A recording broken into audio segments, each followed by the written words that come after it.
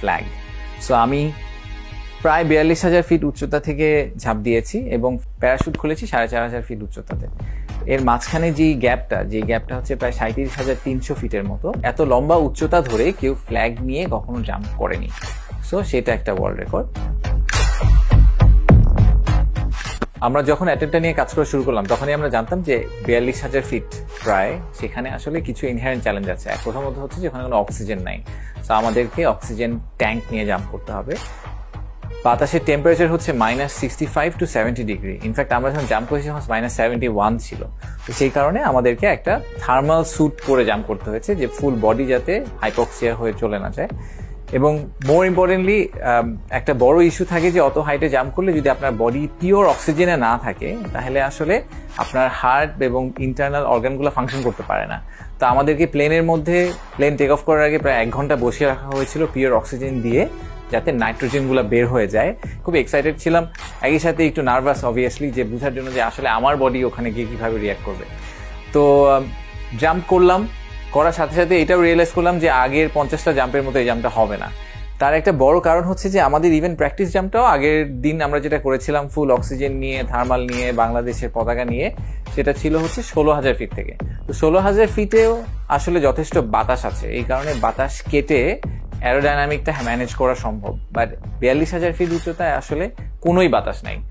সেটা হচ্ছে number 1। Number 2 হচ্ছে যে এত উপর থেকে যেহেতু আমরা পড়ছি, 20 সেকেন্ডের মধ্যে আমাদের বা আমার ভেলোসিটি হয়ে গেল 320 কিলোমিটার পার আওয়ার প্রায়। তো তাতে যেটা হলো যে এই ফ্ল্যাগটার জন্যই আসলে জাম্পটা করা, সেই ফ্ল্যাগটা আসলে পুরা প্রসেসটাকে খুবই ডিফিকাল্ট করে ফেললো। এই ফ্ল্যাগটা নিয়ে আমি জাম্প করি নাই, আমরা 3টা ফ্ল্যাগ বানিয়েছিলাম এক্স্যাক্টলি সেম ডিজাইনে। প্র্যাকটিস জাম্পে একটা ফ্ল্যাগ হারিয়ে গেছে, জাম্প শেষে ফ্ল্যাগটাকে ছেড়ে দিতে হয় প্যারাশুট খোলার আগে। আর ফাইনাল রেকর্ড জাম্পে আমি আরেকটা ফ্ল্যাগ লুজ করেছি, এই লাস্ট একটা ফ্ল্যাগ বাকি আছে।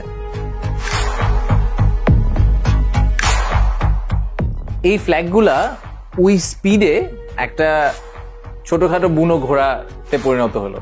তো যেটা হয়, একবার আমাকে এদিকে ছুঁড়ে মারে, আরেকবার ওদিকে ছুঁড়ে মারে। ফ্ল্যাগ ছাড়া যদি আমি জাম্প করতাম আসলে এটা 8-10টা জাম্পের খুব কাছাকাছি হতো, কিন্তু ফ্ল্যাগ সহ এই হাইটে যেহেতু কেউ কখনো জাম্প করে নাই, তাই পুরো জিনিসটা হঠাৎ করে একটা আননোন টেরিটরির মধ্যে একটা বড় চ্যালেঞ্জ হয়ে দেখা দিল। তো আমার খুব ভালো মনে আছে যে এই যে খুব সুন্দর কয়েকটা ছবি এসেছে ভিডিওতে, দেখা যাচ্ছে যে বাংলাদেশের পতাকা নিয়ে একজন পড়ছে, হরাইজন দেখা যাচ্ছে এরকম গোল করে। এই ভিশনগুলো আমার মধ্যে আসলে নাই, এগুলো কিছুই আমার মনে নাই। প্লেন থেকে বের হওয়ার সাথে সাথে একটা সার্ভাইভাল মোডে চলে গিয়েছিলাম। আমি কনস্ট্যান্টলি ফ্ল্যাগের দিকে তাকিয়েছিলাম, একটা ভয় যে ফ্ল্যাগটা ছিঁড়ে না বের হয়ে যায়, হাত থেকে না ছুটে যায়। তার চেয়ে বড় কথা যে আমার নিজের অ্যারোডাইনামিক ব্যালেন্স কমপ্লিটলি তখন কম্প্রোমাইজ। ফাইনালি আমি যখন নিচে এসে প্যারাশুট খুলেছি, তখনও আনফর্চুনেটলি ফ্ল্যাগের কারণে আমি একটা টার্মিনাল স্পিনে চলে গিয়েছিলাম, ফ্যানের পাখার মতো ঘুরছিলাম। ওইটা স্কাই ডাইভারদের জন্য খুবই ডেঞ্জারাস, কারণ হচ্ছে যে ওই সময় প্যারাশুট খোলার জন্য যে ব্যাগ যেটা আমাদের পিছে থাকে, ওই ব্যাগের যে হ্যান্ডেলটা ধরে টান দিতে হয় ওটা খুঁজেই পাওয়া যায় না, কারণ আপনি তো স্পিন করছেন। সো হাত পিছে নেওয়াই অলমোস্ট ইম্পসিবল হয়ে যায়। বাই দ্য টাইম প্যারাশুট খোলা হয়েছে, খুলে দেখি প্যারাশুট উপরে পেঁচিয়ে আছে। ওটাকে ছুটাতে বাই দ্য টাইম আমি একটা মোটামুটি সেফ পজিশনে আসতে পেরেছি, তখন আমি মাটির খুব কাছে। তো যেখানে নামার কথা তার থেকে এই কারণে অনেক দূরে একটা ধান খেতে গিয়ে পড়েছি।